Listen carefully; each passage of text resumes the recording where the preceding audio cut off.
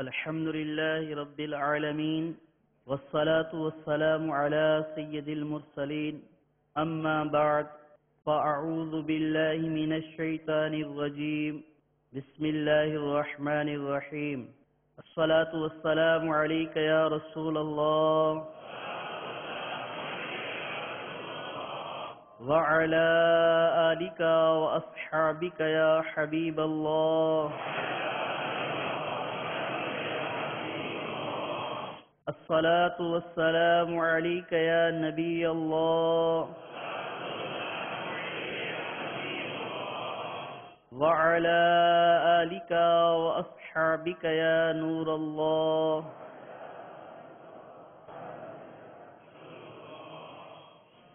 اللہ کے پیارے رسول مقبول سیدہ آمنہ کے گلشن کے مہکتے پھول عز و جل و صلی اللہ تعالی علیہ وآلہ وسلم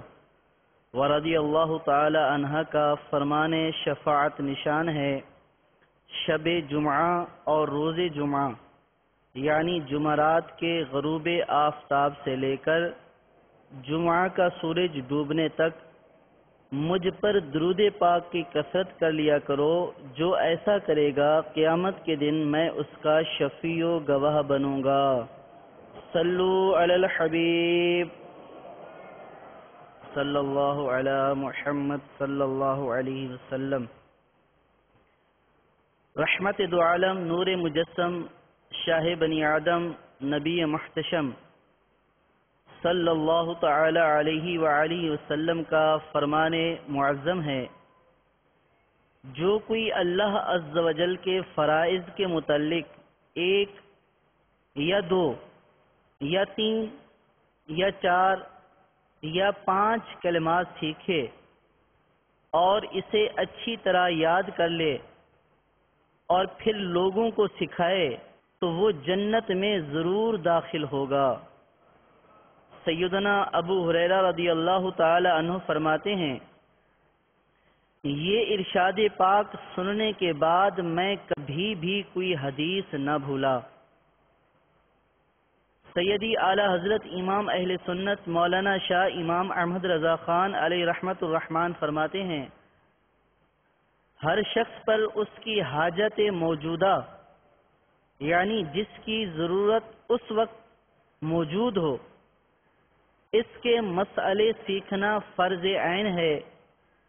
اور انہی میں سے مسائل حلال و حرام کے ہر فرد بشر ان کا محتاج ہے۔ میٹھے میٹھے اسلامی بھائیوں، مذہبی اور فلاحی کام اکثر چندے ہی پر چلتے ہیں۔ جوں توں کر کے چندہ تو کر ہی لیا جاتا ہے، مگر علم دین کی کمی کے باعث ایک تعداد ہے جو اس کے استعمال میں شرعی غلطیاں کر کے گناہوں میں جا پڑتی ہے۔ چندہ وصول کرنے والوں کے لیے چندے کے ضروری مسائل کا سیکھنا فرض ہے۔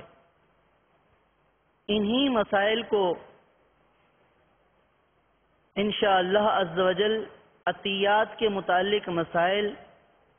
کہ ان کو کس طرح وصول کیا جائے اور ان کو کس طرح خرچ کیا جائے، وصول کرنے میں کیا احتیاطیں مد نظر ہونی چاہیے، اور غلط تصرف کب ہوگا، اور اگر غلط تصرف کر لیا تو اس کا ازالہ کیا ہوگا، یہی ہمارا آج کا موضوع ہے۔ عطیات کے متعلق یعنی چندے سے متعلق کہ چندہ کرنے کی حیثیت کیا ہے، چندے کے مسائل کیا ہیں۔ فی زمانہ دین کا عام طور پر چھوٹے سے چھوٹے کام سے لے کر بڑے سے بڑے کام تک لوگوں کے عطیات اور تعاون سے تمام امور سر انجام پاتے ہیں۔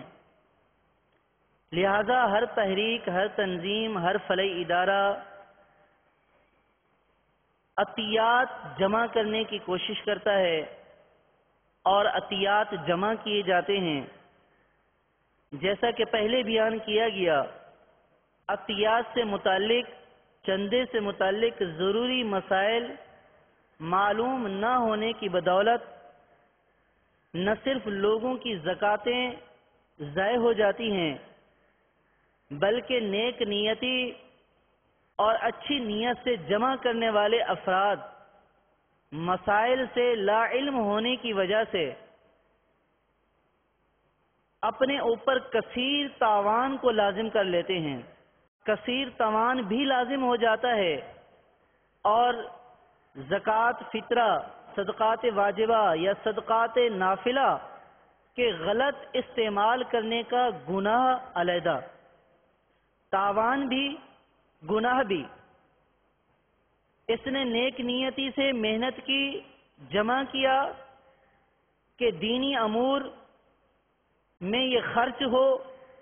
اور یہ صحیح مصرف میں جا کر اس کا استعمال ہو جائے. اس کی نیت خالص ہے، اس کے اوپر کوئی شک نہیں. لیکن وصول کس طرح کرنا تھا، اس کو ادا کس طرح کرنا تھا، اس کا علم نہ ہونے کی وجہ سے غلط استعمال ہوا. غلط استعمال کی وجہ سے دینے والے کا بھی نقصان ہو سکتا ہے، لینے والے کا بھی نقصان ہو سکتا ہے. دینے والے کا نقصان تو یہ ہوا کہ اس نے اگر صدقات واجبہ دیے تھے، فطرہ دیا تھا یا اپنی زکوٰۃ دی تھی اور وہ صحیح جگہ پر اس کے وکیل نے، لینے والے نے استعمال نہیں کی تو اس کی زکوٰۃ اور اس کا فطرہ ادا نہ ہوا. اور اس کا نقصان یہ کہ لینے والا جو وکیل ہے اس کے اوپر غلط استعمال کی وجہ سے تاوان بھی لازم ہوا اور گناہگار بھی ہوا. اور پھر جب غلط استعمال کی وجہ سے تاوان لازم ہو جاتا ہے تو عام طور پر نفس ہیلے بہانے بنا کے دیتا ہے کہ یار آپ نے تو دین کے لیے جمع کیا تھا، آپ نے تو خیر خیر کے لیے جمع کیا تھا، اللہ تعالیٰ معاف کرے گا. تو تاوان کی ادائیگی میں پھر بڑی مشکل درپیش آ جاتی ہے. پھر جب اس کو پتہ چلتا ہے کہ اس کے اوپر ہزاروں اور لاکھوں روپے کا تاوان واجب ہو چکا ہے تو پھر سر پکڑ کے رہ جاتا ہے. اور چونکہ اتنا ذریعہ آمدنی اس کے پاس ہوتا نہیں ہے اور تاوان نہ ادا کرنے کی وجہ سے گناہ گار ہو جاتا ہے. تو انشاءاللہ آج کچھ مسائل بیان کیے جائیں گے. سب سے پہلے چندہ کرنے کی شرعی حیثیت کیا ہے؟ عطیات جمع کرنا یا چندہ کرنا نہ صرف جائز بلکہ کار ثواب ہے. اور عطیات جمع کرنا یا چندے کرنے کی اصل سنت سے ثابت ہے. احادیث سیاح سے چندہ کرنے کا ثبوت ملتا ہے. چنانچہ حضرت سیدنا عبد الرحمن بن خباب رضی اللہ تعالی عنہ سے مروی ہے کہ میں بارگاہ نبوی علی صاحبہ الصلاۃ والسلام میں حاضر تھا اور حضور اکرم نور مجسم رسول محترم رحمت عالم شاہ بنی آدم نبی محتشم سراپہ جود و کرم صلی اللہ تعالی علیہ وسلم صحابہ کرام علیہم رضوان کو جیش اسرت یعنی غزوہ تبوک کی تیاری کے لیے ترغیب ارشاد فرما رہے تھے. حضرت سیدنا عثمان بن عفان رضی اللہ تعالی عنہ نے اٹھ کر عرض کی یا رسول اللہ عز و جل و صلی اللہ تعالی علیہ وآلہ وسلم، پالان اور دیگر متعلقہ سامان سمیت 100 اونٹ میرے ذمہ ہیں. حضور سراپہ نور فیض گنجور شاہ غیور صلی اللہ تعالی علیہ وسلم نے صحابہ کرام علیہم رضوان سے پھر ترغیباً فرمایا تو حضرت سیدنا عثمان غنی رضی اللہ تعالی عنہ دوبارہ کھڑے ہوئے اور عرض کی یا رسول اللہ عز و جل و صلی اللہ تعالی علیہ وآلہ وسلم، میں تمام سامان سمیت 200 اونٹ حاضر کرنے کی ذمہ داری لیتا ہوں. دو جہاں کے سلطان سرور ذیشان محبوب رحمان عز و جل و صلی اللہ تعالی علیہ وسلم نے صحابہ کرام علیہم رضوان سے پھر ترغیباً ارشاد فرمایا تو حضرت سیدنا عثمان غنی رضی اللہ تعالی عنہ نے عرض کی یا رسول اللہ، عز و جل و صلی اللہ تعالی علیہ وسلم میں ما سامان 300 اونٹ اپنے ذمے قبول کرتا ہوں۔ راوی فرماتے ہیں میں نے دیکھا کہ حضور انور مدینے کے تاجور شافع محشر باذن رب اکبر غیبوں سے باخبر محبوب داور عز و جل و صلی اللہ تعالی علیہ وسلم نے یہ سن کر منبر منور سے نیچے تشریف لا کر 2 مرتبہ فرمایا آج سے عثمان رضی اللہ تعالی عنہ جو کرے اس پر مواخذہ یعنی پوچھ گچھ نہیں۔ میٹھے میٹھے اسلامی بھائیوں، دیکھا آپ نے سرکار صلی اللہ تعالی علیہ وسلم کی ترغیب دلانے پر حضرت سیدنا عثمان غنی رضی اللہ تعالی عنہ نے پہلی مرتبہ 100 اونٹ دینے کا اعلان فرمایا، دوسری مرتبہ 200 اونٹ جو ان 100 اونٹ کے علاوہ تھے جن کا پہلے اعلان کر چکے تھے، اور 200 اونٹ دینے کا اعلان کیا۔ تیسری مرتبہ ترغیب دلانے پر پہلے 100 اور 200 اونٹوں کے علاوہ 300 مزید اونٹ دینے کا اعلان کیا، تو ٹوٹل 600 اونٹ دینے کا اعلان کیا۔ لیکن آپ نے اعلان تو کیا، دیا کتنا؟ آپ نے دیا اپنے اعلان سے بڑھ کر۔ چنانچہ مفتی عمیار خان علیہ رحمت الحنان اس حدیث پاک کے تحت فرماتے ہیں خیال رہے کہ یہ تو ان کا اعلان تھا، مگر حاضر کرنے کے وقت آپ رضی اللہ تعالی عنہ نے 950 اونٹ، 50 گھوڑے اور 1000 اشرفیاں پیش کیں۔ پھر بعد میں 10,000 اشرفیاں اور پیش کیں۔ اعلان 600 کا کیا تھا، لیکن جب دینے کی باری آئی تو 600 اونٹ دینے کا اعلان تھا، لیکن 950 اونٹ دیے اور ساتھ 50 گھوڑے اور 1000 اشرفیاں، اور پھر بعد میں 10,000 اشرفیاں اور پیش کی۔ مفتی صاحب مزید فرماتے ہیں خیال رہے آپ رضی اللہ تعالی عنہ نے پہلی بار میں 100 کا اعلان کیا، دوسری بار 100 کے علاوہ اور 200 کا،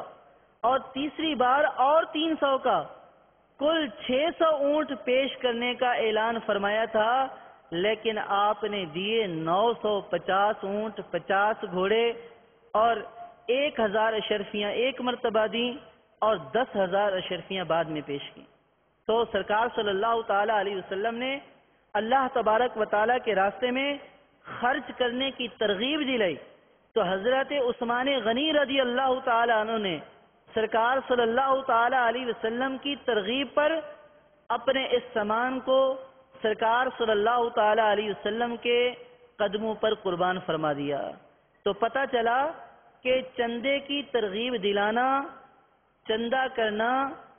یہ جائز ہے، دینی جائز امور کے لیے چندہ کرنا جائز ہے۔ سرکار صلی اللہ تعالی علیہ وسلم نے خود چندہ دینے کی ترغیب دلائی۔ ایک اور حدیث پاک میں ہے، حضرت سیدنا جریر رضی اللہ تعالی عنہ سے ہے، کچھ حضرات برہنہ پا، برہنہ بدن، صرف ایک کملی کفنی کی طرح چیر کر گلے میں ڈالے، خدمت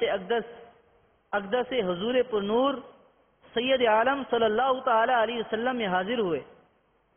حضور پر نور رحمت عالم صلی اللہ تعالی علیہ وسلم نے ان کی محتاجی دیکھی،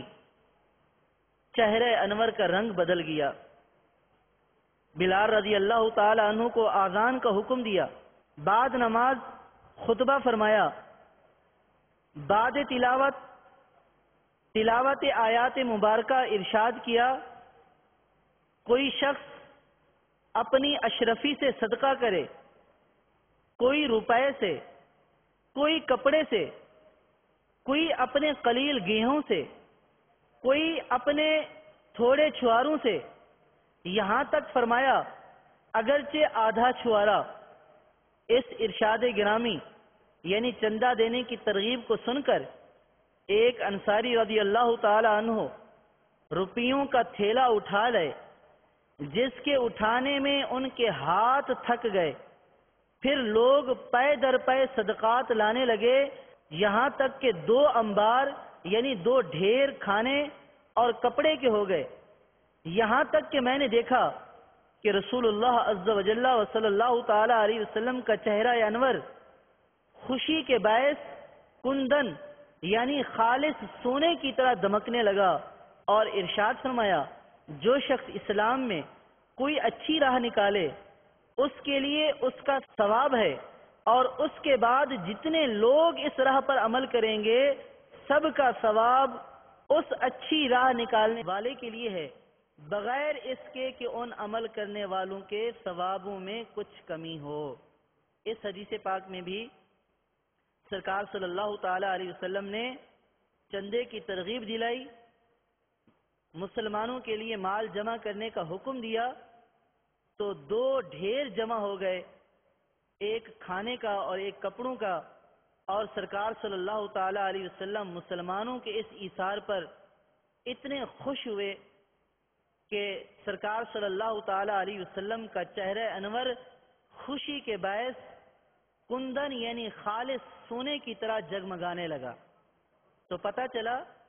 کہ نیک اور جائز امور کے لیے چندے کی ترغیب دینا اور چندہ جمع کرنا جائز ہے، لہذا چندہ جو نیک اور جائز امور کے لیے جمع کرتے ہیں ان کو چندہ پارٹی یا اس طرح کے جملے یا اس طرح کے الفاظ کہنا یہ مسلمانوں کی دل آزاری اور گناہ گاری کا باعث ہے، لہذا اس طرح کے جملے سن کر جو نیک اور جائز امور کے لیے چندہ کرنے والے ہیں ان کی حوصلہ شکنی نہیں ہونی چاہیے، اور جو اس طرح کے جملے کسنے والے ہیں ان کو چاہیے کہ وہ مسلمانوں کی دل آزاری کے گناہ سے بچیں۔ اب چندے سے متعلق کچھ اہم نکات بیان کیے جائیں گے۔ یاد رکھیے کہ جو چندہ جمع کیا جاتا ہے، دینے والے نے جس عنوان سے جس مد کے لیے وہ چندہ دیا ہے اس چندے کو اسی مد میں خرچ کرنا ضروری ہے۔ صدقات بھی 2 طرح کے ہوتے ہیں، صدقات نافلہ اور صدقات واجبہ۔ صدقات نافلہ میں دیتے وقت کسی نے کوئی مد خاص کر دی،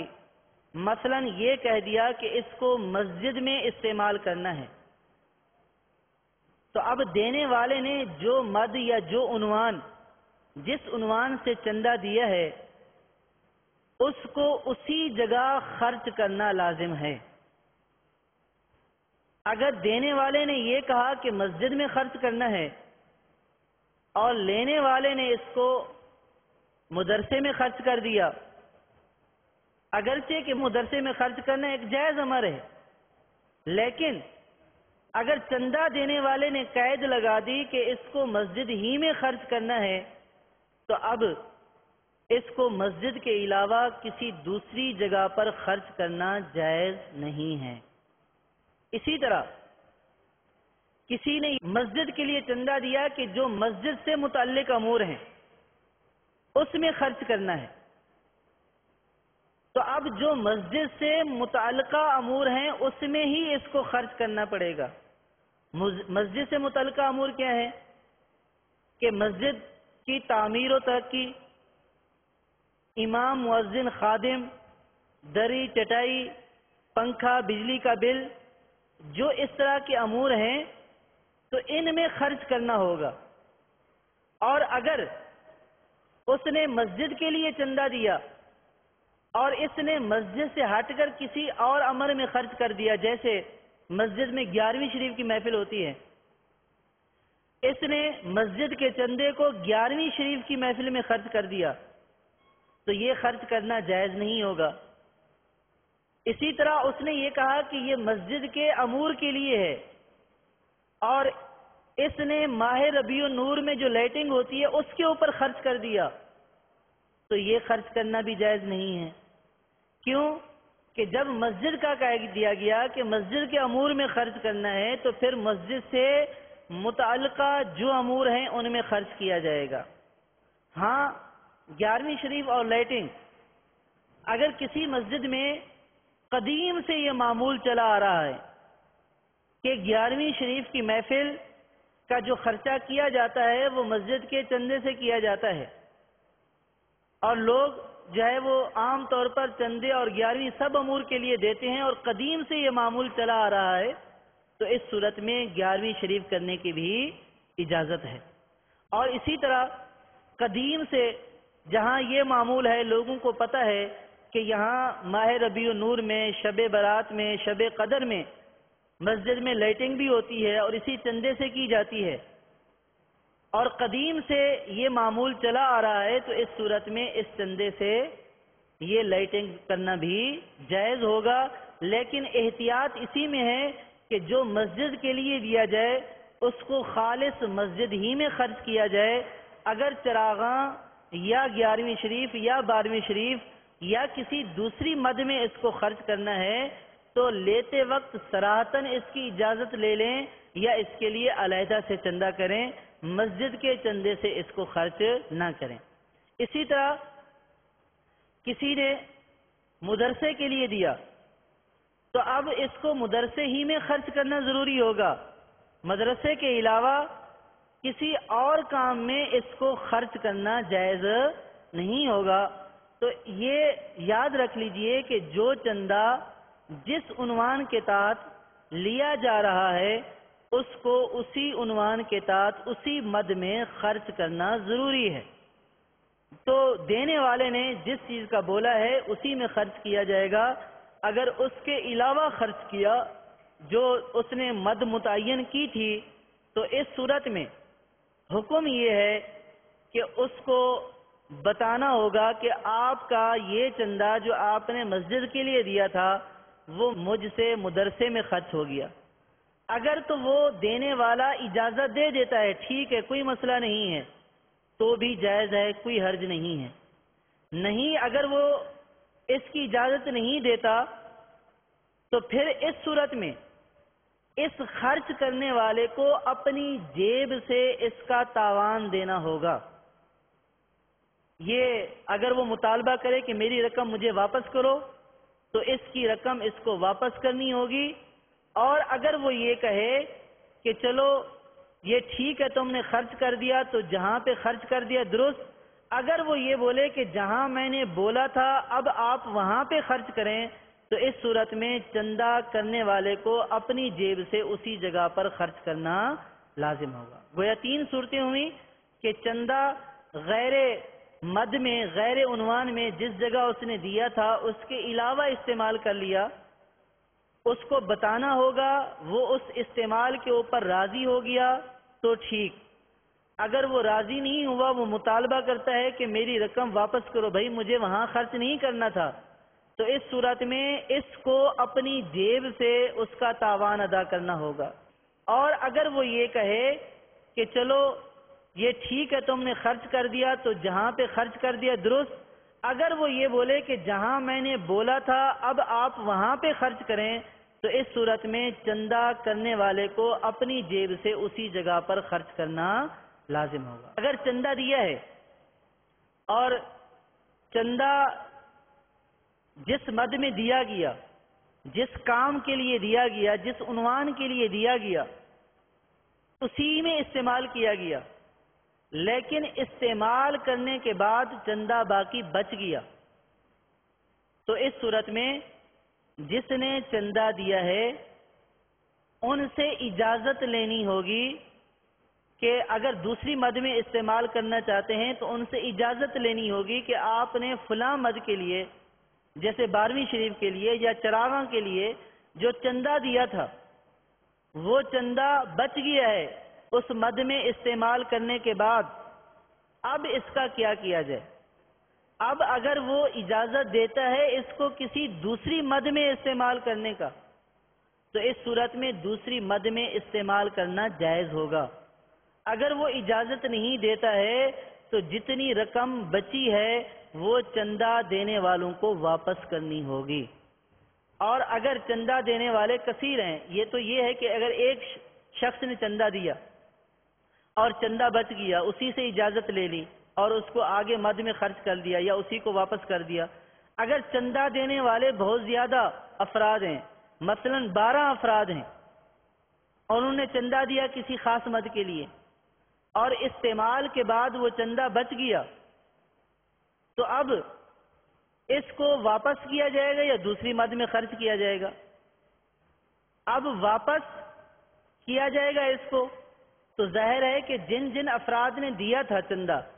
اگر ان کا چندہ معلوم ہے کہ یہ 1000 فلاں نے دیے تھے، یہ 1000 فلاں نے دیے تھے، یہ 1000 فلاں نے دیے تھے، اس طرح اگر کوئی تعین ہو سکتا ہے کہ یہ پیسے اس کے ہیں، یہ پیسے اس کے ہیں، یہ پیسے اس کے ہیں، تو جس کے پیسے علیحدہ علیحدہ رکھے ہوئے ہیں تو وہی پیسے اس کو واپس کرنے ہوں گے، کیونکہ یہ استعمال سے باقی بچ گئے ہیں اور یہ معلوم ہے کہ یہ اسی کا دیا ہوا چندہ ہے۔ ورنہ اگر پیسے مکس کر دیے تھے اور بقیہ رقم باقی بچ گئی ہے تو اس صورت میں افراد زیادہ ہیں تو ان افراد کے اوپر اس چندے کو تقسیم کر کے واپس کر دیا جائے گا، جس کا جتنا حصہ بنتا ہوگا تقسیم کر کے اس کو اتنا واپس کر دیا جائے گا۔ اور اگر جو ہے وہ اجازت لینی ہے، 12 افراد تھے، اب یہ نہیں کہ ایک فرد سے اجازت لے لی کہ جی آپ نے لوگوں نے چندہ دیا تھا اور چندہ ہم سے بچ گیا ہے تو لہٰذا آپ مجھے اجازت دے دیں، تو ایک فرد کی اجازت کافی نہیں ہے۔ اس میں بھی یہی صورت ہے۔ اگر تو ہمیں یہ معلوم ہے کہ جو پیسہ بقیہ بچا ہوا ہے یہ اسی فرد کا ہے، جیسے فرض کیا کسی سے 5000 کسی سے 10,000 اور وہ علیحدہ علیحدہ لوگوں کے پاس موجود تھے یا علیحدہ علیحدہ نشان لگا کر رکھے ہوئے تھے یا اس کے اوپر لکھ دیا تھا کہ یہ 5000 اس نے دیے تھے، یہ 10,000 اس نے دیے تھے، یہ 100 روپیہ اس نے دیا تھا، اب کام کرا لیا، چندہ باقی بچ گیا اور یہ پتا ہے کہ یہ جو بچا ہوا ہے یہ فلاں فلاں شخص کا ہے، تو اب سب سے اجازت لینے کی ضرورت نہیں ہے، اس جس کے بارے میں معلوم ہے کہ یہ اس کی رقم ہے تو اس سے پوچھنا ضروری ہے۔ اس سے پوچھ لیا جائے کہ آپ نے جو 100 روپیہ دیا تھا، ہم نے فلاں کام کرانا تھا، وہ 100 روپیہ بچ گیا، اب آپ بتائیں کہ ہم اس کو کہاں پہ خرچ کریں۔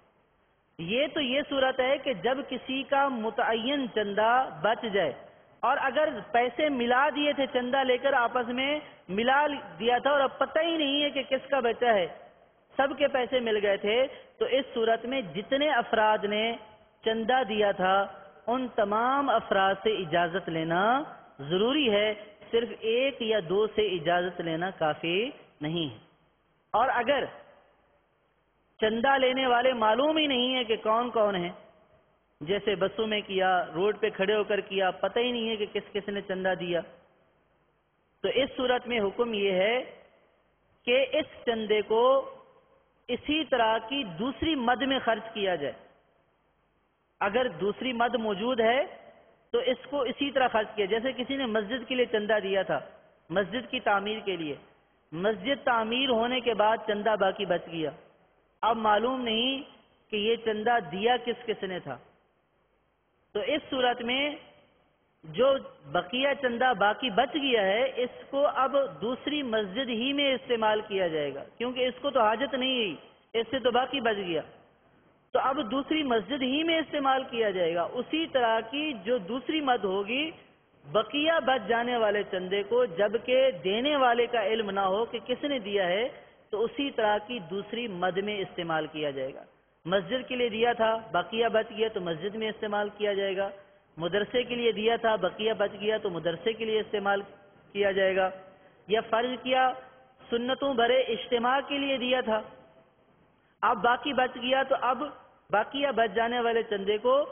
دوسرے سنتوں بھرے اجتماع ہی کے لیے استعمال کیا جائے گا، کسی اور مد میں استعمال کرنا اس کا جائز نہیں۔ ہاں اگر وہ مد ہی ختم ہو گئی، جیسے مد ایسی تھی بس وہی ایک چیز ہی تھی، کوئی اس کی جنس کی دوسری مد نہیں ہے، تو پھر اس صورت میں وہ مال لقطہ ہے، اس کو کسی بھی نیک اور جائز کام، مسجد، مدرسہ یا کسی شریف فقیر کو دے کر اس کو خرچ کیا جا سکتا ہے۔ تو یہ کچھ جو ہے وہ چندے سے متعلق ضروری جو ہے وہ مسائل تھے کہ جو چندہ ملتا ہے اس کو کہاں پہ خرچ کیا جائے گا۔ اسی طرح اسی کے ضمن میں جیسے اب ماہ رمضان میں لوگ مسجد میں افطاری بھیجتے ہیں روزہ داروں کے لیے، یہ بھی ایک طرح کا صدقہ ہی ہے۔ اب کسی نے روزہ دار کے لیے افطاری بھیجی تو اس کا روزہ دار کے لیے ہی کھانا جائز ہے، روزہ دار کے علاوہ کے لیے اس کا کھانا جائز نہیں ہے۔ اس کو روزہ دار ہی کھائے گا، روزہ دار کے علاوہ اس کا کھانا جائز نہیں ہے۔ سیدی اعلی حضرت رحمت اللہ تعالی علیہ ایک سوال کے جواب میں ارشاد فرماتے ہیں، افطاری میں غیر روزہ دار اگر روزہ دار بن کر شریک ہوتے ہیں متولیوں پر الزام نہیں، یعنی متولیوں کو نہیں پتا، غیر روزہ دار بھی روزہ دار بن کر آتا ہے، ایسا لگتا ہے کہ اس کا روزہ تھا اور وہ آ کر افطاری میں بیٹھ گیا، تو اب متولی پر کوئی الزام نہیں، وہ خود اس نے دھوکہ کیا، فریب کیا، اپنے آپ کو روزہ دار ظاہر کیا، ظاہر ہے کہ یہ افطاری روزہ داروں کے لیے تھی، تو اب یہ بھی اگر روزہ دار بن کر آیا ہے تو متولی کے پاس کوئی ایسا آلہ تو نہیں ہے کہ وہ یہ معلوم کر سکے کہ کون روزہ دار ہے کون روزہ دار نہیں ہے۔ تو اب افطاری تھی روزہ داروں کے لیے، اور کوئی غیر روزہ دار بن کر آیا اور اس کو کھا لیا، تو جس کے پاس افطاری بھیجی گئی تھی روزہ داروں کے لیے کہ اس سے روزہ کھلوائے، تو اب اس کے اوپر کوئی الزام نہیں۔ بہتیرے غنی یعنی مالداروں فقیر بن کر بھیک مانگتے اور زکوٰۃ لیتے ہیں۔ سیدی اعلیٰ حضرت فرما رہے ہیں کہ اگر کوئی اس طرح کا روپ اختیار کر لیتا ہے تو اس میں دینے والے کے اوپر کوئی گناہ نہیں ہے کہ بہت سارے لوگ جو غنی ہوتے ہیں لیکن اپنے آپ کو فقیر ظاہر کر کے بھیک بھی مانگ رہے ہیں، دینے والے کی زکوٰۃ ادا ہو جائے گی۔ اگر کوئی مالدار ہے اور اس کے باوجود بھی بھیک مانگ رہا ہے، فقیر بنا ہوا ہے، اور دینے والے نے اس کو فقیر سمجھ کر اپنی زکوٰۃ دے دی، تو دینے والے کی زکوٰۃ ادا ہو جائے گی کہ ظاہر پر حکم ہے اور لینے والے کو حرام قطعی ہے، لیکن جس نے حقدار نہیں تھا اور اس نے اپنے آپ کو حقدار ظاہر کر کے لے لیا تو اس کے لیے یہ لینا حرام قطعی ہے۔ یوں ہی ان غیر روزہ داروں کو اس کا کھانا حرام ہے، یعنی جو روزہ دار نہیں تھے اور افطاری تھی روزہ داروں کی اور انہوں نے روزہ دار بن کر کھا لیا اس افطاری کو، تو سیدی اعلیٰ حضرت فرما رہے ہیں غیر روزہ داروں کو اس کا یعنی افطاری کا کھانا حرام ہے۔ وقف کا مال مثل مال یتیم ہے جسے ناحق کھانے پر اللہ تبارک و تعالی نے پارہ 4 سورۃ النساء کی آیت نمبر 10 میں ارشاد فرمایا، وہ تو اپنے پیٹ میں نری آگ بھرتے ہیں اور کوئی دم جاتا ہے کہ بھڑکتی آگ میں جائیں گے۔ ہاں متولی دانستہ یعنی جان بوجھ کر غیر روزہ دار کو شریک کریں تو وہ بھی عاصی، مجرم، خائن اور مستحق عزل یعنی خیانت کرنے والے اور برطرف کیے جانے کے لائق ہیں۔ یہ افطاری کے متعلق مسئلہ بیان کیا جا رہا ہے کہ روزہ داروں کی افطاری آئی اور متولی نے جان بوجھ کر غیر روزہ دار کو شریک کر لیا، تو اس صورت میں متولی گناہ گار بھی ہے، مجرم بھی ہے، خیانت کرنے والا بھی ہے، اور ایسے شخص کو برطرف کر دیا جائے۔ رہا اکثر یا کل افطاری کرنے والوں کا مرفہ الحال یعنی خوشحال کھاتا پیتا ہونا، اس میں کوئی حرج نہیں ہے، یعنی افطاری روزہ داروں کے لیے تھی۔ اب یہاں پہ یہ سوال پیدا ہوتا ہے کہ اگر روزہ دار جس نے روزہ رکھا اگر وہ خوشحال ہے، کھاتا پیتا ہے، تو کیا اس کا بھی اس افطاری سے روزہ افطار کرنا درست ہے؟ تو سید اعلیٰ حضرت فرما رہے ہیں کہ کسی کا خوشحال ہونا، کھاتا پیتا ہونا، اگر وہ اس روزہ داروں کے لیے جو افطاری بھیجی گئی ہے اس میں سے افطار کر لیتا ہے تو اس میں کوئی حرج نہیں ہے، اس کا بھی اس سے افطار کرنا جائز ہے کہ افطاری مطلق روزہ دار کے لیے ہے، کہ کوئی بھی روزہ دار ہو، بھیجنے والے نے یہ نہیں کہا کہ جو غریب ہو یا فقیر ہو یا مسکین ہو وہ روزہ کھولے، بلکہ بھیجنے والا یہ سمجھتا ہے کہ یہ کار ثواب ہے، میرے دیے ہوئے کھانے سے کوئی بھی روزہ دار افطار کر لے، تو بھیجنے والے کی طرف سے غریب کو بھی اجازت ہوتی ہے، فقیر کو بھی اجازت ہوتی ہے، امیر کو بھی اجازت ہوتی ہے، تو اگر افطار کرنے والا امیر ہے تو اس میں کوئی حرج نہیں ہے۔ جیسے سقائے مسجد یعنی مسجد کے برتن کا پانی ہر نمازی کے غسل و وضو کو ہے، اگرچہ بادشاہ ہو۔ یعنی کہ جو مسجد میں پانی بھر کر رکھتا ہے تو ضروری نہیں ہے کہ اس سے فقیر مسکین غریب ہی وضو کرے، بادشاہ بھی اس سے وضو کر سکتا ہے کہ یہ پانی سب کے لیے ہوتا ہے۔ البتہ اگر کسی مسجد یا علاقے کا عرف یہی ہو کہ روزہ دار اور غیر روزہ دار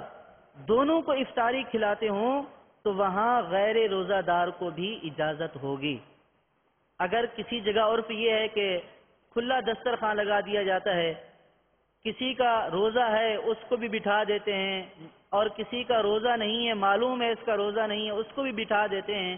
اگر اس طرح کا عرف ہے کہ کوئی بھی اس سے کھا لے تو پھر اس صورت میں غیر روزہ دار کو بھی کھانا کیا ہوگا؟ جائز ہوگا۔ اور جہاں تک بچوں کے کھانے کا تعلق ہے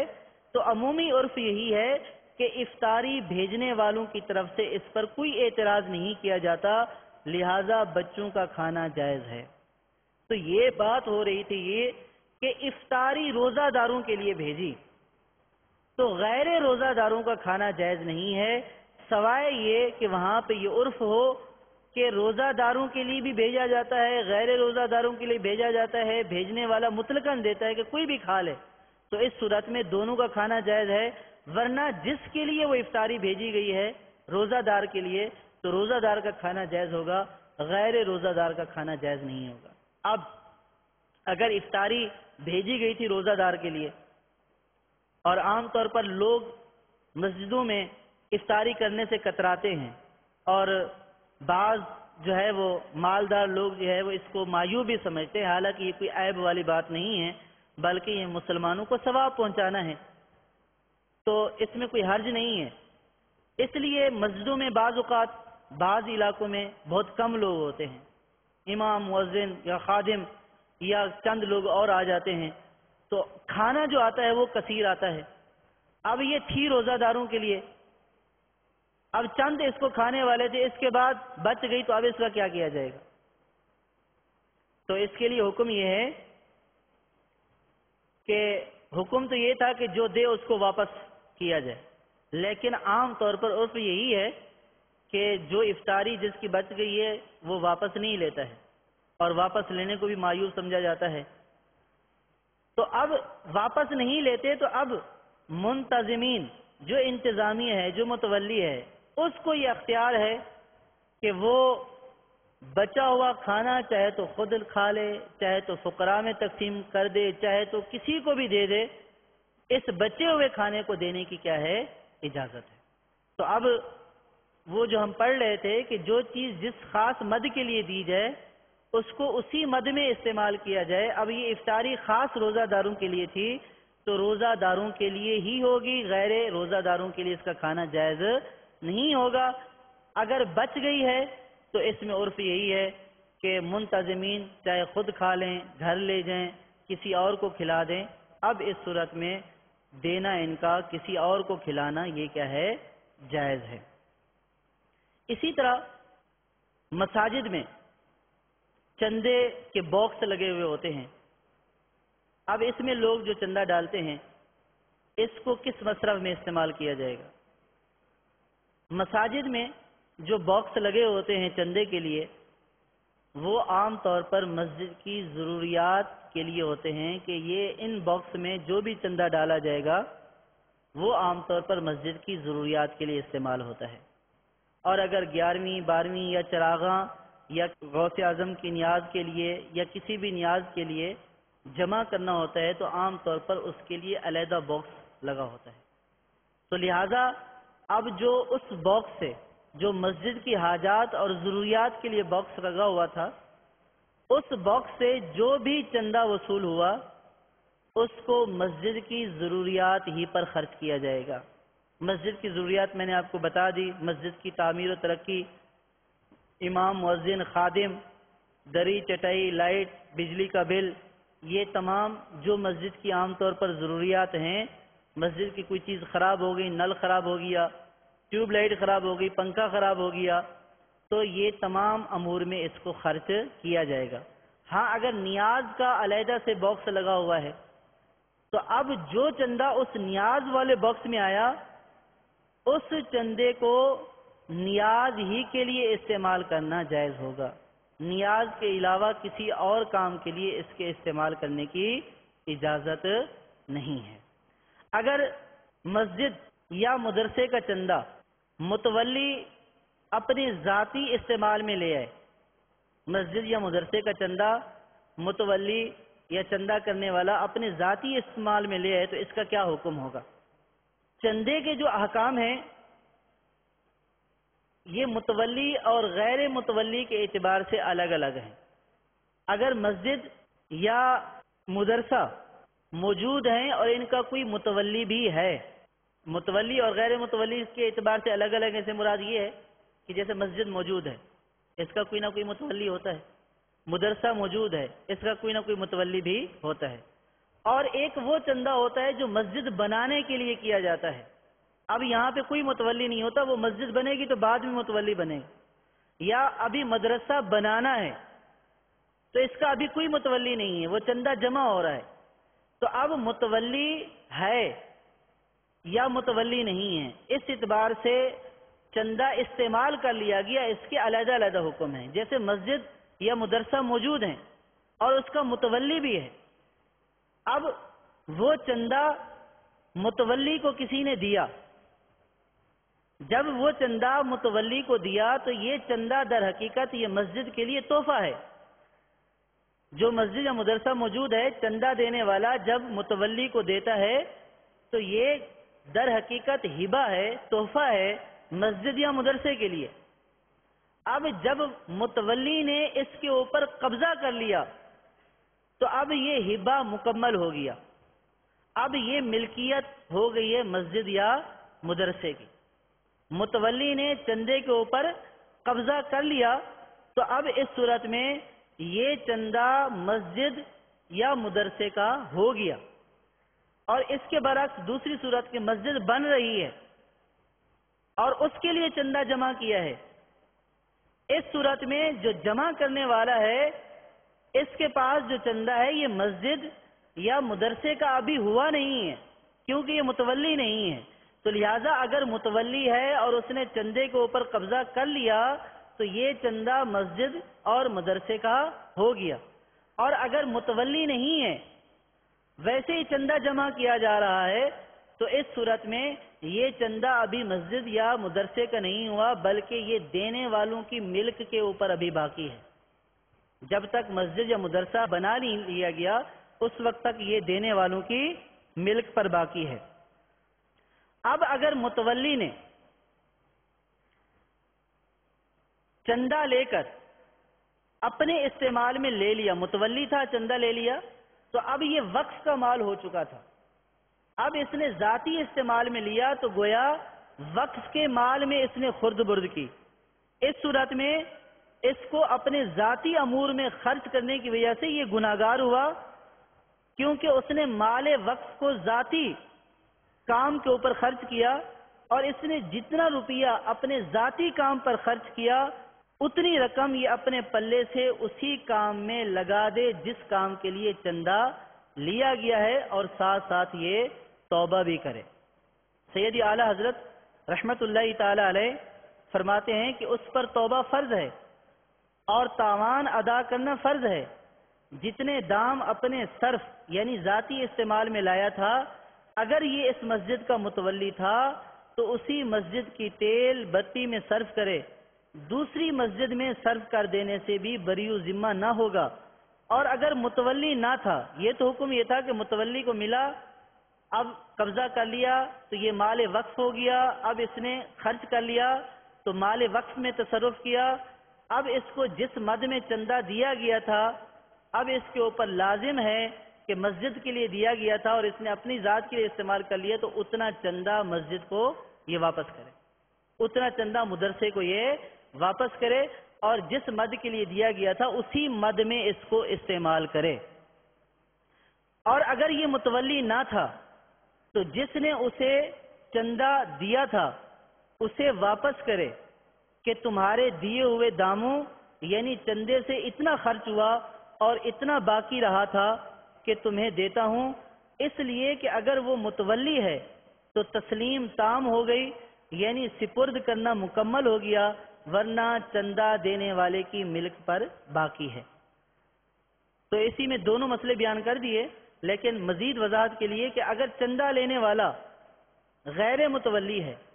یا جس کی چیز کے لیے چندہ لیا گیا ہے اس کا کوئی متولی نہیں، یا ابھی مسجد یا مدرسہ وغیرہ بنانے کی ترکیب ہے اور اس کے لیے چند افراد چندہ جمع کر رہے ہیں، تو ایسی صورت میں چونکہ کوئی متولی نہیں، لہذا جب تک چندہ اس کام میں صرف نہیں ہو جاتا جس کے لیے لیا گیا ہے،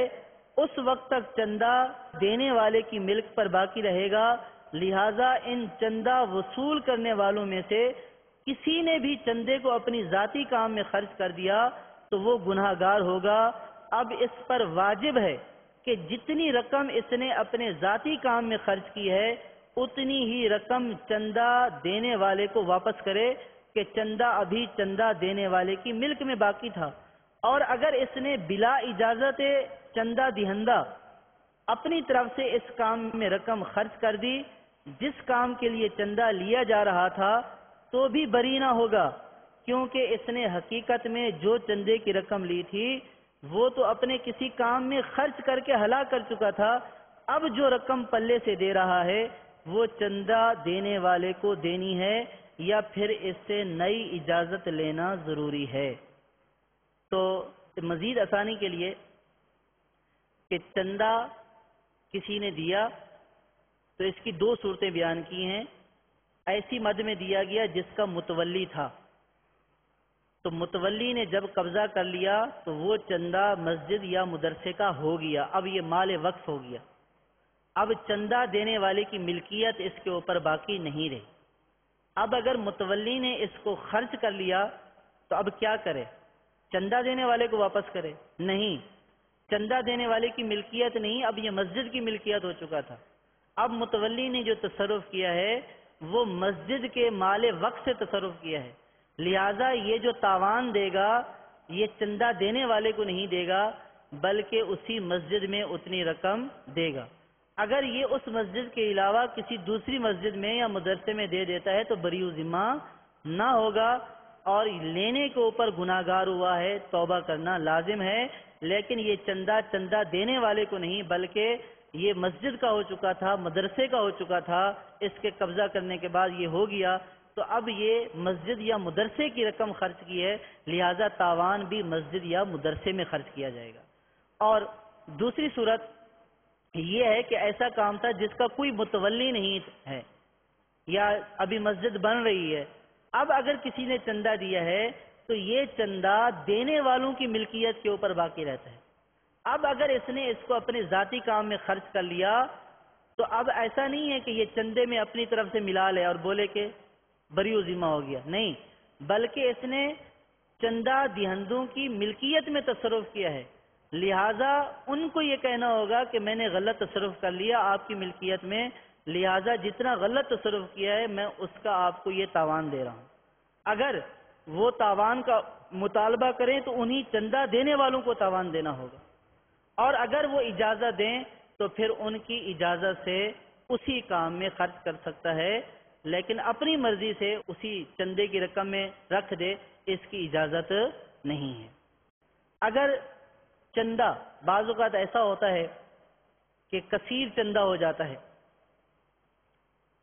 تو جاننے والے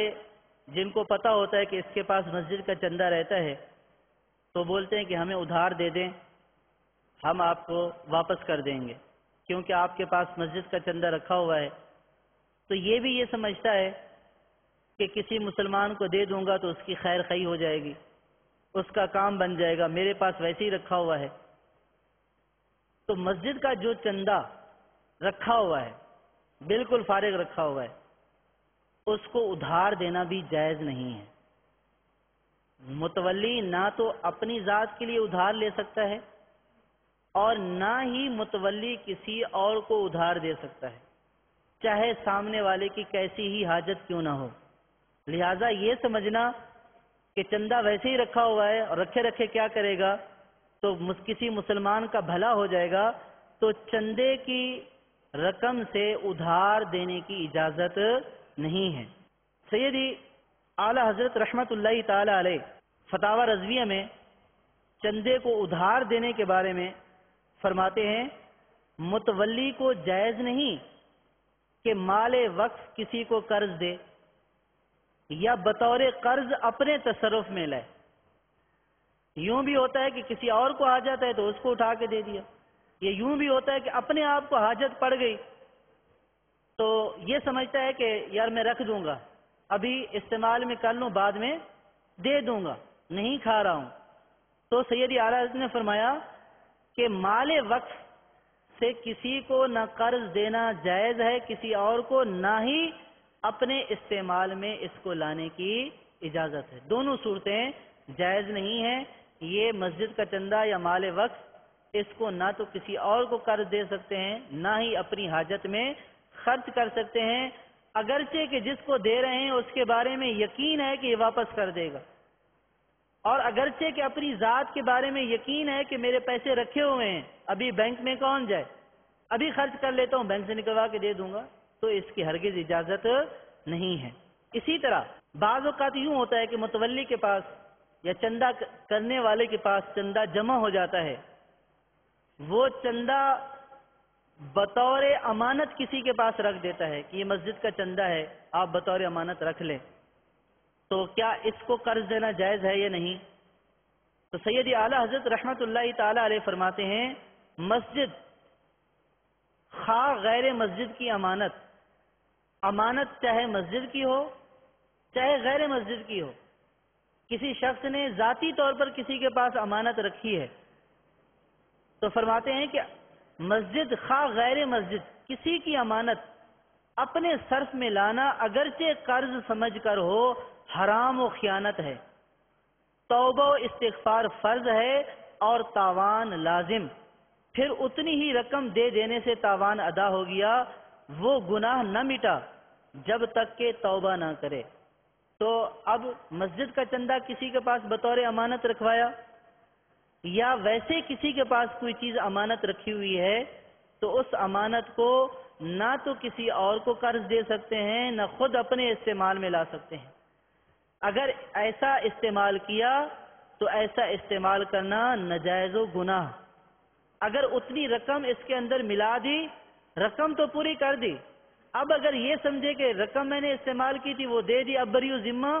رقم دینے سے صرف بری و ذمہ نہیں ہوں گے بلکہ توبہ کرنا بھی کیا ہوگا؟ لازم ہوگا۔ لہذا مسجد کا چندہ اپنے پاس بطور امانت ہو یا کسی کو بطور امانت دیا تو دونوں کا ان کو خرچ کرنا جائز نہیں ہے، نہ خود قرض لینا جائز ہے نہ کسی اور کو دینا جائز ہے۔ اگر چندے کی رقم، چندہ جمع کیا اور چندے کی رقم گم ہو گئی یا کسی نے چرا لی یا کسی نے جیب کاٹ لی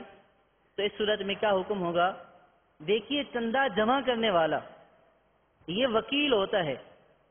اور یہ وکیل امین ہوتا ہے، اس کا حکم امانت دار شخص کی طرح ہوتا ہے،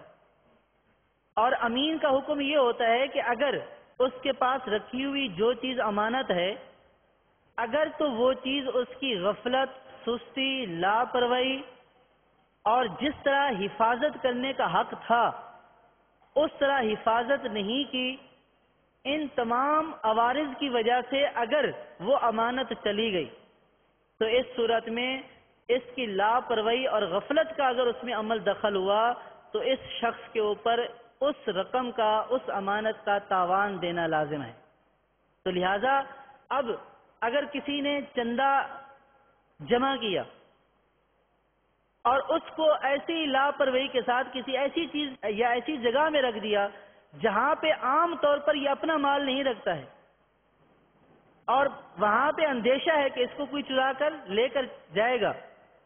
یا ایسے علاقے سے جہاں اس کو پتا ہے کہ نقدی مال لے کر جانے سے مال چھن جاتا ہے،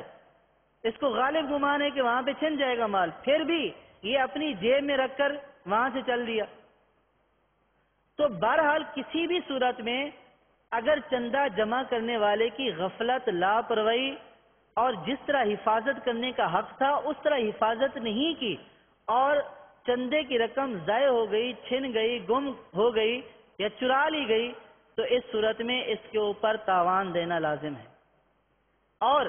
اگر اس نے اپنی طاقت کے مطابق پوری حفاظت کی تھی اور اس کی حفاظت کا پورا انتظام کیا تھا،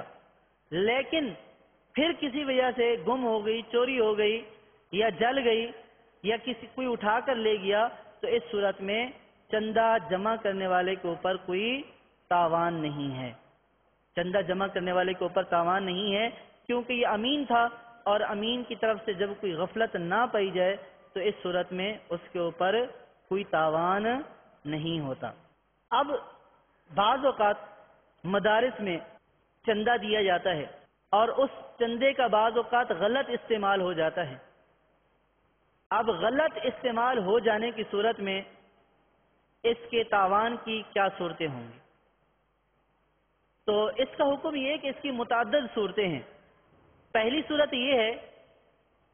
کہ جس نے چندہ دیا تھا وہ چندہ صدقات واجبہ میں سے تھا، اس نے زکوٰۃ دی یا اس نے فطرہ دیا یا کوئی اور صدقہ واجب تھا، اور اس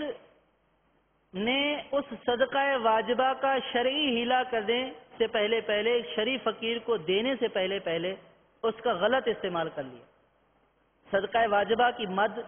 خاص ہے کہ صدقہ واجبہ شریف فقیر کو مالک بنانا دینا ضروری ہے، اور جب تک شریف فقیر کو مالک نہ بنایا جائے گا اس وقت تک صدقات واجبہ ادا نہیں ہوں گے۔ اب کسی نے مدرسے میں آ کر صدقہ واجبہ دیا، زکوٰۃ دی یا فطرہ دیا، اب مدرسے کے متولی یا محتمم نے بغیر شریف فقیر کو دیے ہوئے وہ زکوٰۃ، وہ صدقہ واجبہ اٹھا کر جامعہ میں کوئی کام ہو رہا تھا، مدرسے میں کوئی کام ہو رہا تھا، وہ اٹھا کر مزدوروں کو یا کام کرنے والوں کو بطور اجرت دے دیا، تو یہ بے جا تصرف ہوا کہ زکوٰۃ کی رقم کا خاص مصرف ہے کہ شریف فقیر کو دی جائے گی اور کسی کام کی اجرت میں دینا اس کا جائز نہیں ہے بغیر شرعی ہیلا کیے۔ یا زکوٰۃ کی رقم ہے، مدرسین کو تنخواہ دینی تھی، تو بغیر شرعی ہیلا کیے، بغیر شریف فقیر کو دیے مدرسین کو تنخواہ دے دی ڈائریکٹ اسی زکوٰۃ کی رقم سے، تو اس صورت میں اس کا ازالہ کس طرح ہوگا؟ یہ غلط تصرف ہو گیا، یہ جہاں زکوٰۃ ادا کرنی تھی وہ زکوٰۃ ادا نہیں ہوئی، اس کی زکوٰۃ ضائع ہو گئی۔ اب اس صورت میں ازالہ کیسے ہوگا؟ یہ صورت بیان کی جا رہی ہے کہ وہ جو رقم دی گئی تھی وہ صدقہ واجبہ تھی، اور شرعی ہیلا کیے بغیر، کسی شریف فقیر کو دیے بغیر وہ رقم اٹھا کر ایسی جگہ پر استعمال کی گئی جہاں پہ استعمال کرنا جائز نہیں تھا۔ تو اس صورت میں جس نے وہ رقم دی تھی زکوٰۃ کی مد میں یا صدقہ فطر کی مد میں، اس کی وہ زکوٰۃ یا صدقہ فطر ادا نہیں ہوا، یہ خرچ کر دی ہے، تو اب اس کو اپنی جیب سے اتنی رقم دینے والے کو ادا کرنی ہوگی، اور اس کو یہ بتانا ہوگا کہ جو آپ نے زکوٰۃ دی وہ زکوٰۃ ہم صحیح جگہ استعمال نہیں کر سکے، آپ کی وہ زکوٰۃ ضائع ہو گئی ہے، لہٰذا آپ کے اوپر زکوٰۃ ادا کرنا اب بھی واجب ہے۔ اب اس کو تاوان دیا جائے گا اور یہ تاوان اپنی جیب سے ادا کرے گا کہ غلط استعمال اس نے کیا، یہ وکیل تھا، اس کو چاہیے تھا صحیح مصرف کرتا۔ اب اگر یہ سمجھے کہ اس کو بتاؤں گا تو شرمندگی ہوگی، وہ کیا بولے گا، شرمندگی ہو یا کچھ بھی بولے اس کو واپس کرنا ہے، اسی کو دینے سے یہ تاوان ادا ہوگا۔ اگر ویسے اپنے طور پر دوبارہ مدرسے میں ڈال دی تو یہ تاوان ادا نہیں ہوا، اس کو دینا اسی طرح واجب الادا رہے گا، تو لہٰذا اس صورت میں ازالہ یہ ہے کہ اسی کو واپس کرے جس سے اس نے لی ہے، اور اس کو بتا دے تمہاری زکوٰۃ ادا نہیں ہوئی۔ اور دوسری صورت یہ ہے کہ دینے والے نے کوئی مال دیا ہے، آلات دیے ہیں، کوئی اسباب دیا ہے، جیسے برتن دیے ہیں یا چولہا دیا ہے یا اس طرح کی مال و اسباب جو ہے وہ اس نے آ کر دیے ہیں کہ یہ مدرسے کے لیے ہیں، اور متولی نے یا مدرسے والے نے وہ اٹھا کر کسی اور جگہ میں استعمال کر لی، تو اس صورت میں بھی اس چیز کا بیجا استعمال ہوا۔ جو چندہ دیا گیا تھا اس کا جو صحیح مصرف تھا اس میں استعمال نہیں ہوا بلکہ دوسری جگہ استعمال ہوا، تو اس صورت میں حکم یہ ہے کہ جو چیز اس نے دی ہے تو تاوان اس چندہ دینے والے کو ہی دیا جائے گا۔ اب اس کو یہ کہا جائے گا کہ بھائی صاحب آپ نے جو چیز دی تھی وہ ہم نے غلط جگہ استعمال کر لی، لہذا اب اس کا جتنا بھی تاوان بنتا ہے یہ دینے والے کو ادا کیا جائے گا۔ اگر یہ اپنی مرضی سے صدقہ خیرات کر دیتا ہے، یہ سمجھتا ہے کہ میں مدرسے کے فنڈ میں ملا دوں جتنی اس نے مجھے رقم دی تھی، تو تاوان ادا نہیں ہوگا، بلکہ اس صورت میں بھی تاوان ادا کرنا ہوگا دینے والے کو۔ اگر وہ عام صدقات نافلہ تھے، مدرسے کے متولی یا ناظم یا محتمم کو کسی نے دے دیے، اب مدرسے کے متولی یا ناظم یا محتمم نے اس میں غلط تصرف کیا، اس کو استعمال کرنا تھا مدرسے میں، اس نے استعمال کر دیا اپنی ذاتی جیب میں یا ذاتی کام میں خرچ کر دیا، تو اس صورت میں اس کے تصرف کی وجہ سے جتنی رقم ہلاک ہوئی ہے اب یہ دینے والے کو نہیں بلکہ مدرسے کے فنڈ میں اتنا تاوان دے گا۔ کیوں؟ پہلے آپ سن چکے ہیں کہ جس چیز کا متولی ہوتا ہے، جب وہ چیز متولی کے سپرد کر دی جائے، متولی اس کے اوپر قبضہ کر لے، تو وہ جس جگہ کا متولی ہوتا ہے وہ چندہ اسی چیز کے لیے ہو جاتا ہے۔ وہ مسجد کا متولی ہے، مسجد کے متولی نے قبضہ کر لیا، اب یہ مسجد کی ہو گئی۔ مدرسے کا متولی ہے، مدرسے کے متولی نے قبضہ کر لیا، اب یہ مدرسے کا ہو گیا۔ اب اگر یہ بیجا تصرف کرتا ہے تو اس صورت میں تاوان یہ دینے والے کو نہیں بلکہ جتنا اس نے خرچ کیا ہے مدرسے کے اندر اس تاوان کی رقم یہ جمع کروائے گا۔ اور اگر یہ متولی نہیں تھا بلکہ وکیل تھا، مدرسے کا وکیل تھا، اور دینے والے نے مدرسے کے وکیل کو دیے، جیسے ہم جامعۃ المدینہ کے لیے چندہ جمع کر رہے ہیں اور کسی نے آ کر جامعۃ المدینہ کے لیے چندہ دیا اور کسی نے اب ذاتی طور پر اس کو استعمال کر لیا، تو اب چونکہ یہ متولی تک نہیں پہنچا، متولی کا قبضہ نہیں ہوا، تو یہ اب دینے والے کی ملکیت کے اوپر باقی ہے۔ اب اگر متولی کے قبضے سے پہلے اگر یہ خرچ ہو گیا تو پھر اس صورت میں دینے والے کو تاوان دینا ہوگا، جس نے یہ چندہ دیا ہے اس کو تاوان دینا ہوگا۔ لیکن اگر متولی نے قبضہ کر لیا تو اس صورت میں مدرسے کے اندر اس کا تاوان دینا ہوگا، جس نے دیا ہے اس کو تاوان دینے سے کوئی سروکار نہیں ہے۔ چوتھی صورت یہ ہے کہ اگر جو چیز استعمال کی گئی ہے وہ کھانا وغیرہ تھا، مثلا جامعہ کا کھانا کھانے کی اجازت صرف جامعہ کے طلباء کو ہے، متولی یا محتمم یا کسی فرد نے وہ کھانا جامعہ کے طلباء کے علاوہ کسی اور کو کھلا دیا جس کا کوئی تعلق نہیں تھا، باہر کا فرد تھا، اس کو جامعہ کے کھانے سے کھلا دیا، یہ بھی ناجائز تصرف ہوا۔ اب اس صورت میں جتنا کھانا کھلایا ہے اس کے تاوان کی رقم بھی مدرسے، جامع یا جس فلاحی ادارے سے اس نے یہ تصرف کیا ہے اس میں جمع کرانی ہوگی۔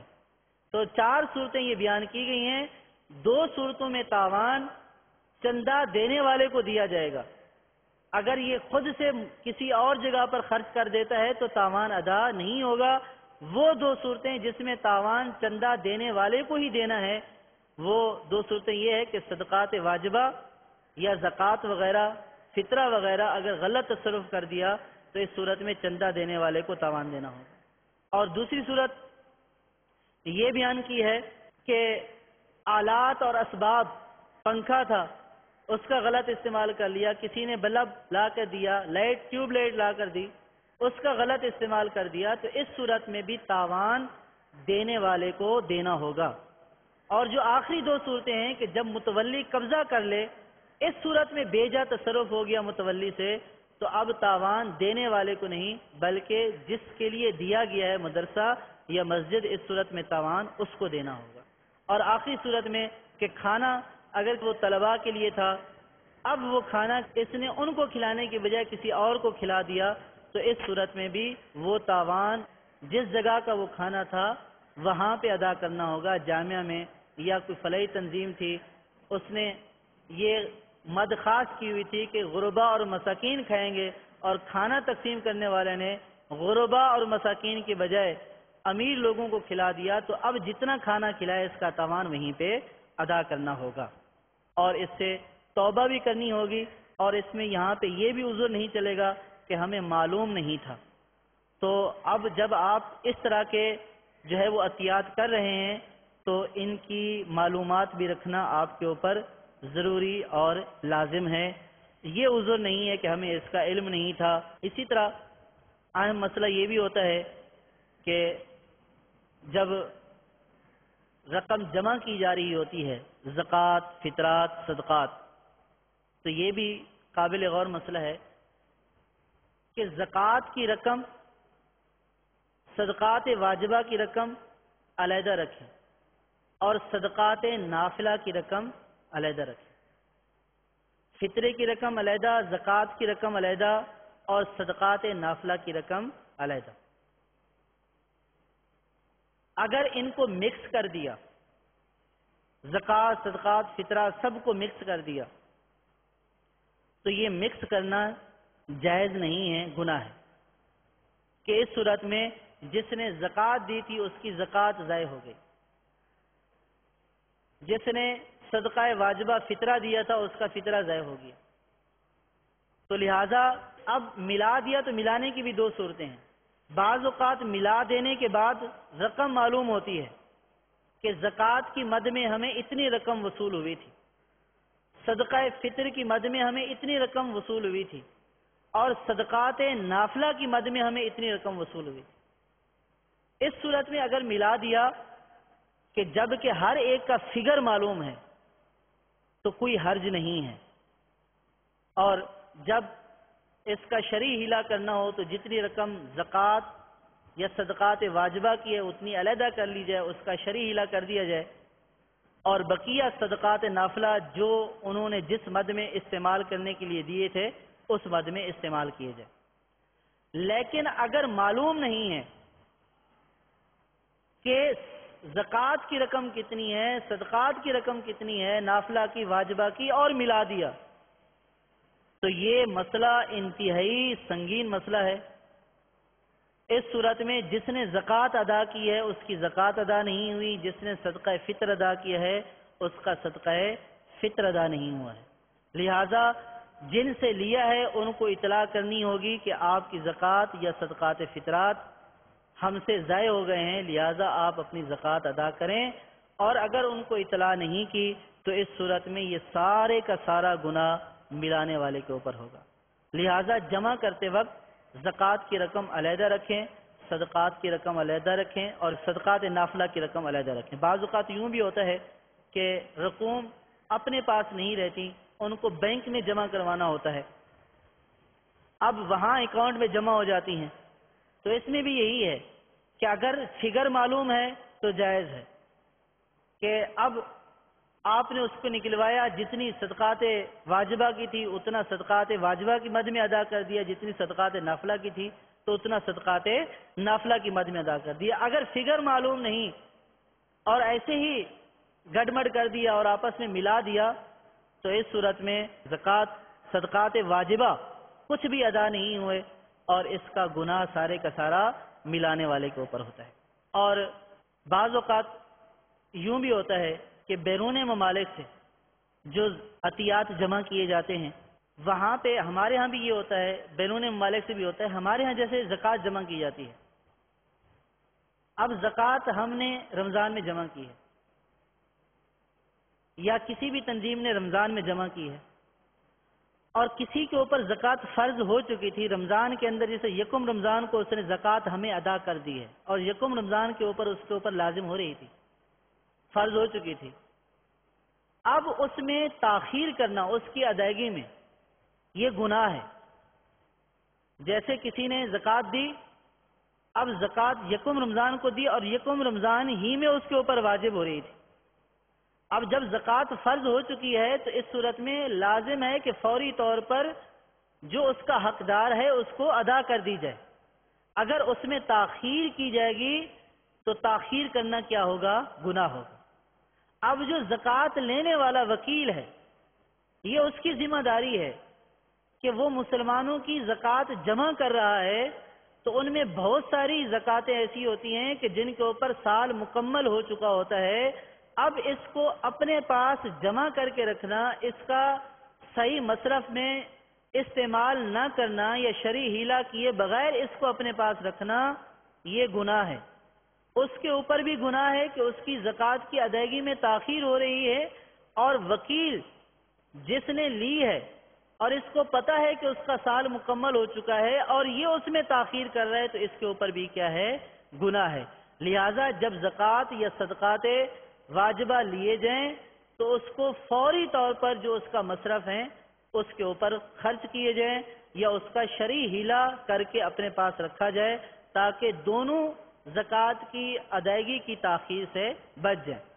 بلکہ اگر آپ کو معلوم ہے کہ آپ کو شرعی ہیلہ کراتے ہوئے یا اس کے صحیح مصرف میں استعمال کرتے ہوئے تاخیر ہو جاتی ہے، تو پھر آپ کو ان کو بتانا ہوگا کہ بھئی آپ اپنی زکوٰۃ ہمیں فرض ہونے سے پہلے پہلے دیں، تاکہ آپ تاخیر کے گناہ کے مرتکب نہ ہوں۔ جیسے بیرون ممالک جو اسلامی بھائی ہیں، اب اگر وہاں کسی نے زکوٰۃ دی ہے، سال مکمل ہو چکا ہے، اب اس نے زکوٰۃ ادا کر دی، اب یہ زکوٰۃ رمضان کے بعد شوال میں یہاں پہ پہنچی اور شوال میں اس کا شرعی ہیلہ کیا گیا، کسی بھی تنظیم یا ادارے کے پاس پہنچی اور شوال میں کیا گیا، 1-2 مہینے تاخیر ہو گئی، تو اس صورت میں ان کو تاخیر کا گناہ، اور انہوں نے جو اتنے عرصہ اپنے پاس رکھی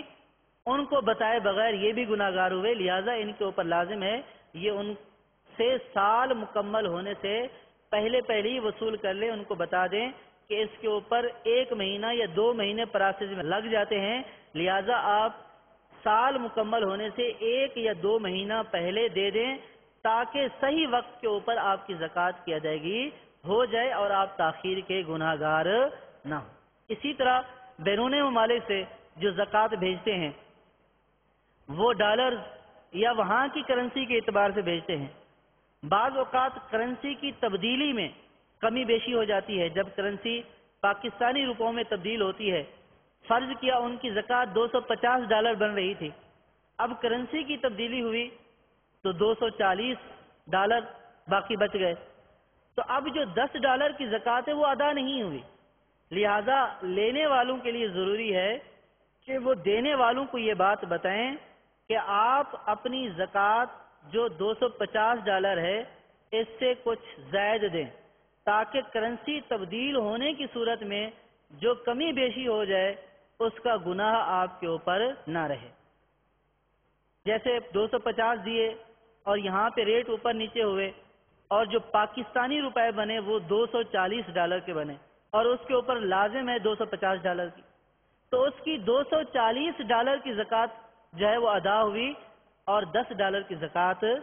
رہ گئی۔ تو اس لیے ان کو بتا دیا جائے کہ تبدیلی میں اس طرح کا معاملہ ہو سکتا ہے، لہذا آپ اس سے زیادہ دیں تاکہ کرنسی ڈی ویلیو ہو جائے یا کچھ اس طرح کے معاملات ہو جائیں۔ بعض اوقات 2 دفعہ 3 دفعہ 4 دفعہ بھی بیچ میں کرنسی تبدیل ہو جاتی ہے، تو اس صورت میں زکوٰۃ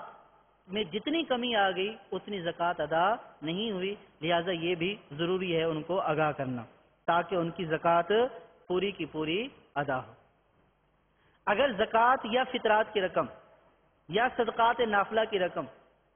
کسی کے پاس جمع ہے تو کیا اس سے کاروبار کر سکتے ہیں؟ بہت ساری کمیٹیاں یا بہت سارے منتظمین عام طور پر یہ سمجھتے ہیں کہ عطیات کی رقم رکھی ہوئی ہے، رکھے رکھے کیا ہوگا، اس سے کاروبار کر لیا جائے، اس میں نفع ہو جائے گا۔ تو یاد رکھیے، عطیات سے وصول ہونے والی رقم چاہے وہ مسجد کی ہو، چاہے مدرسے کی ہو، چاہے فلاحی ادارے کی ہو، اس سے کاروبار کرنا جائز نہیں ہے۔ ہاں اگر جو عطیہ دے رہا ہے اس سے صراحتاً اجازت لے لی ہے کہ ہم اس سے کاروبار کر لیں اور اس نے صراحتاً اس کی اجازت دے دی ہے، تو اس صورت میں کاروبار کیا جا سکتا ہے، ورنہ اس سے کاروبار کرنے کی اجازت نہیں ہے۔ یہ کچھ مسائل تھے۔ جمع کرنے میں بھی کچھ احتیاطیں ہیں۔ جب صدقات اور عطیات جمع کیے جائیں تو اس میں مدنی مرکز سے بھی عام طور پر بیان کی جاتی ہیں، جو رسید دی جاتی ہے اس کے اوپر بھی لکھا ہوا ہوتا ہے، لیکن پھر بھی دیتے وقت بعض اوقات بے احتیاطیاں ہو جاتی ہیں۔ سب سے پہلی بات تو یہ ہے، جیسا کہ آپ نے ابھی مسائل پڑھے کہ بعض اوقات غلط استعمال ہو جاتا ہے، تو اب جس کی رقم کا غلط استعمال ہو گیا اس کو اطلاع دینا یا اسے معاف کرانا یا اس کو تاوان دینا، یہ اسی صورت میں ممکن ہے کہ جب اس کا ایڈریس ہمارے پاس محفوظ ہوگا۔ اگر اس کا ایڈریس ہمارے پاس محفوظ نہیں ہے تو پھر اس صورت میں اس تک اپروچ کرنا بہت مشکل ہو جائے گا، اور پھر ہم خود پریشانی کا شکار ہو جائیں گے۔ لہذا جب زکوٰۃ، صدقات وغیرہ وصول کیے جائیں تو جس سے وصول کیا جا رہا ہے تو اس سے پورے کا پورا ایڈریس لے لیا جائے، چاہے آپ اس سے 10 روپے لے رہے ہیں، چاہے 20، چاہے 1000 یا چاہے لاکھ، چاہے کروڑوں لے رہے ہیں، اس کا پورا پورا ایڈریس لے لیا جائے۔ بعض اوقات تو یوں ہوتا ہے کہ علاقے کا نام لکھ دیا جاتا ہے، وہ کون سے مکان میں رہتا ہے۔ اب اتنا بڑا ٹاؤن ہے تو وہ کہاں ڈھونڈے؟ گلشن اقبال فرضیہ لکھ دیا بس سستی کی وجہ سے، تو اب گلشن اقبال میں کہاں اعلان کیا جائے کہ فلاں بندہ حاضر ہو جائے؟ تو اس لیے اس کے پورے ٹاؤن کا نام لکھنے کی بجائے اس کے گھر کا ایڈریس، اس کا ٹیلی فون نمبر، اس کا موبائل، اس کا ای میل ایڈریس، جتنی بھی آپ اس کے ایڈریس لینے میں احتیاط کر سکتے ہیں اتنی احتیاط کریں کہ اگر خدا نہ خواستہ کہیں غلطی ہو گئی تو اس تک اطلاع کرنا ممکن ہو۔ اور پھر صدقات واجبہ میں اگر خدا نہ خواستہ زکوٰۃ اس کی جو ہے وہ ادا نہیں ہوئی، اب وہ تو یہ سمجھا کہ اس کی زکوٰۃ ادا ہو گئی، اب اس کے اوپر اس کا بوجھ باقی رہا۔ اب اگر ہمارے پاس اس کا ایڈریس محفوظ ہوگا تو ہم اس کو اطلاع کر سکیں گے، یا تاوان کی صورت کا یا اجازت کی صورت کا سلسلہ ہوگا۔ اگر اس کا ایڈریس ہی معلوم نہیں تو پھر کچھ بھی نہیں ہو سکے گا۔ لہٰذا لیتے وقت مکمل ایڈریس لے لیا جائے، اور دینے والا کس مد میں دے رہا ہے۔ عام طور پر رسید کے اوپر لکھا ہوا ہوتا ہے، لیکن لینے والے پھر بھی بے احتیاطی کرتے ہیں، تو جس مد میں دے رہا ہے اس مد کو متعین واضح طور پر لکھنا چاہیے، یا لکھی ہوئی ہے تو اس کو واضح طور پر ٹک کرنا چاہیے کہ یہ صدقے یا زکوٰۃ، صدقات نافلہ یا فطرے یا زکوٰۃ کی مد میں یہ اس نے ہمیں دی ہے۔ بعض اوقات ایسا ہوتا ہے کہ کسی نے غلط تصرف کر دیا یا ہو گیا، اب اس کے پاس رسیدیں تو موجود ہیں لیکن اس کے اوپر لکھا ہوا نہیں، ایڈریس بھی موجود ہے لیکن لکھا ہوا نہیں کہ اس نے کیا دیا تھا، صدقہ نافلہ دیا تھا یا زکوٰۃ دی تھی یا فطرہ دیا تھا یا عشر دیا تھا تو کتنا دیا تھا۔ تو ان تمام چیزوں کا لحاظ رکھنا ضروری ہے، اور جو بھی عطیات کرنے والے ہیں ان کے اوپر لازم ہے کہ امیر اہل سنت کی یہ تالیف کردہ یہ کتاب، اس کا مطالعہ کرنا ضروری ہے۔ کوئی فلاحی تنظیم چلا رہا ہے، فلاحی ادارہ چلا رہا ہے، کوئی عطیات جمع کرنے والا ہے، اس کتاب کا مطالعہ اس کے لیے انتہائی ضروری ہے۔ یہ کتاب انسان کو اس طرح کے صدقات نافلہ اور جو ہے واجبہ جمع کرنے والوں کو کروڑوں کے تاوانوں سے بچا سکتی ہے، اور بہت بڑے گناہوں سے بچا سکتی ہے یہ کتاب۔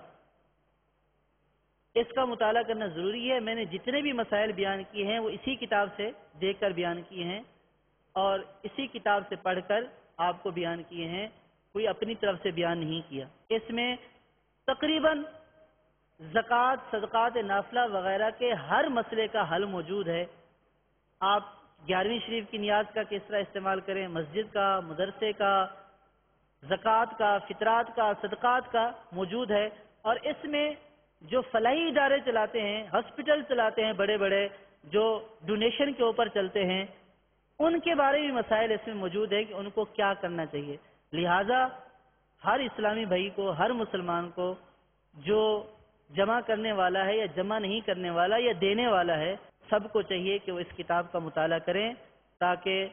اپنا چندہ یا اپنی ڈونیشن صحیح طور پر ادا کر سکیں اور لینے والے صحیح طور پر ادا کر سکیں۔ اللہ تعالی عمل کرنے کی توفیق عطا فرمائے، آمین بجاہ النبی الامین وصلی اللہ علی محمد. یہی ہے آرزو تعلیم قرآن میں ہو جائے تلاوت